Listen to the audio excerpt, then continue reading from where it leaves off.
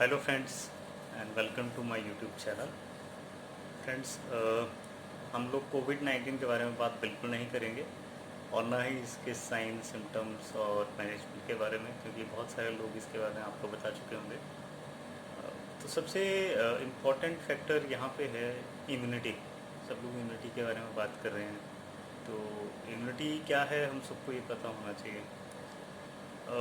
Immune system basically बना है बहुत सारे सेल्स, जिसमें B lymphocyte, T lymphocytes, helper cell, killer cells, ऐसी ऑर्गेनाइजेशन ऑफ सेल्स जो कि हमारे बॉडी के अंदर डिजीज़ को डेवलप होने से रोकती है, वो इम्यून सिस्टम बनाती है।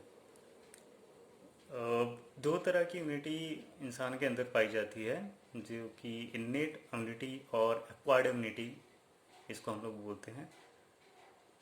किसी इंसान के अंदर जन्मजात या जन्म के दौरान जो एक डिफेंस मैकेनिज्म रहता है ट्रीटमेंट का, उसको हम लोग इन्नेट इम्यूनिटी का नाम देते हैं। और जो अदर सोर्सेस जैसे एक्सटर्नल वैक्सीनेशंस, फॉर एग्जांपल बच्चों में जो हम लोग वैक्सीनेशन करते हैं, बीसीजी, पोलियो वैक्सीन वगैरह एग्जांपल के तौर पे, तो ये एक्वायर्ड इम्यूनिटी का इसको कैटेगरी में लेते हैं। ये बॉडी के अंदर कुछ एंटीबॉडीज रिलीज करती हैं जो कि during the attack of the virus वो हमें प्रिवेंट करती हैं सर्टेन वायरसेस से। अब इम्यून सिस्टम को हेल्दी रखने के लिए कुछ चीज़ें ज़रूरी हैं। और क्यों कोई डिज़ीज़ एक कम्युनिटी में अगर होती है, तो एक फैमिली में अगर होती है तो सबको हो जाती है, और अगर एक शहर में होती है तो पूरे शहर में नहीं होती है। इसके पीछे कुछ कारण हैं, क्योंकि हर इंसान, हर इंडिविजुअल की इम्यूनिटी एक दूसरे से वेरी करती है, डिफरेंट होती है, वेरिएबल होती है। ये ज़रूरी नहीं है कि अगर मुझे फीवर है तो मेरे साथ दूसरे इंसान को भी फीवर होगा।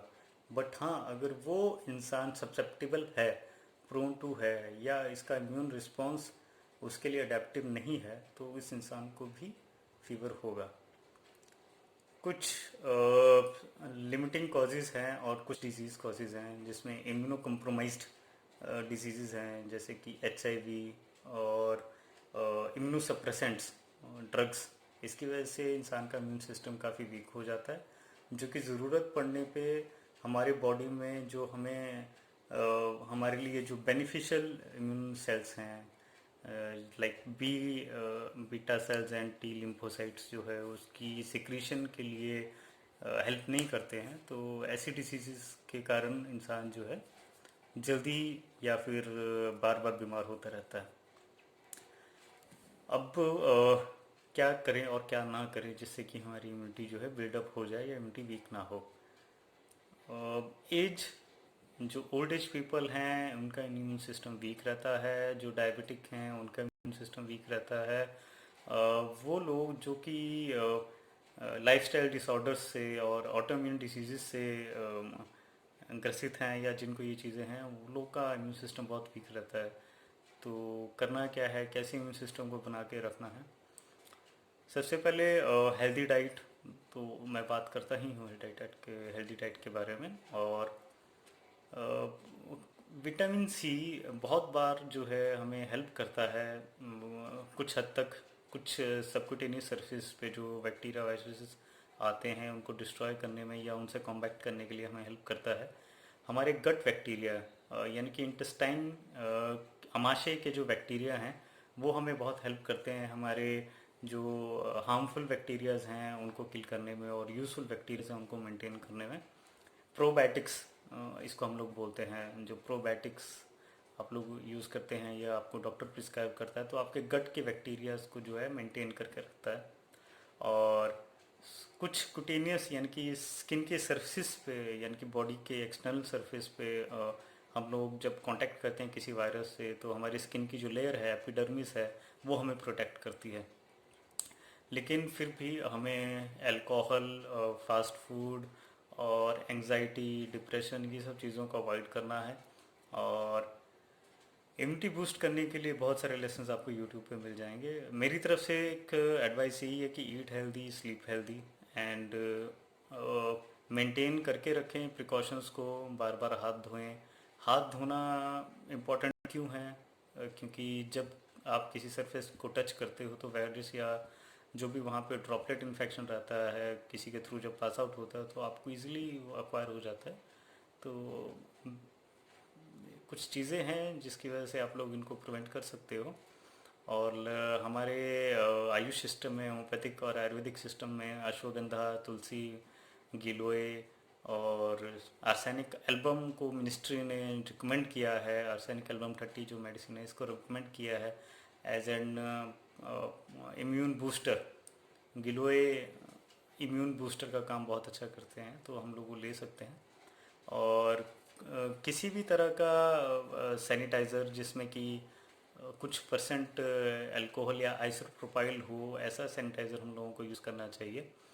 और अगर किसी के पास सैनिटाइज़र नहीं रहता है तो कोई भी सोप हम लोग यूज़ कर सकते हैं, तो वो इक्वलेंट वर्क यूज़ करता है किसी वायरस या स्किन की सरफेस के बैक्टीरियाज को किल करने में। मास्क, लोग बहुत पैनिक हो रहे हैं मास्क के लिए। मार्केट में मास्क की डिमांड बहुत ज़्यादा बढ़ गई है और लोग खरीद भी रहे हैं, कुछ एक्स्ट्रा कॉस्ट पे भी बेच रहे हैं। तो दो तरह के मास्क के बारे में मैं आपको बताऊंगा जो सबसे इम्पोर्टेंट है। ये N95 एक मास्क है। ये सबके लिए नहीं है। ये हम लोग या हेल्थ केयर प्रोवाइडर या हेल्थ प्रोफेशनल हम लोग इसको यूज़ करते हैं।